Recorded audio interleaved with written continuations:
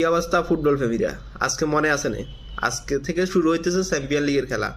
প্রথম দিনই মাঠে নামতেছে রিয়াল মাদ্রিদ বনাম ম্যান সিটি। ওমা, আমরা রিয়াল মাদ্রিদ আর ব্রাজিল ফ্যান ফলোয়ার যারা আছি তারা দুনিয়ার অকাম কুকাম যা আছে সব মনে হয়ে যাবো। আপসুরি ডাবসুরি রসুরি, কিন্তু রিয়াল মাদ্রিদে যখন খেলা আসবে আবার তার সাথে আবার চির প্রতিদ্বন্দ্বী ম্যান সিটির সাথে, তা তো ভুলার মতন কথা না আমাদের। কারণ আজকে রাত 2টায় শুরু হইতেছে Man City versus Real Madrid high voltage match. যে ম্যাচ যদি Vinicius Junior, Rodrygo, Kylian Mbappe, Jude Bellingham দি যদি স্টার্টিং যদি করে, আমার মনে হয় না ম্যান সিটি এখন বর্তমানে যে অবস্থা রিয়াল মাদ্রিদ সাথে পারি উঠবে।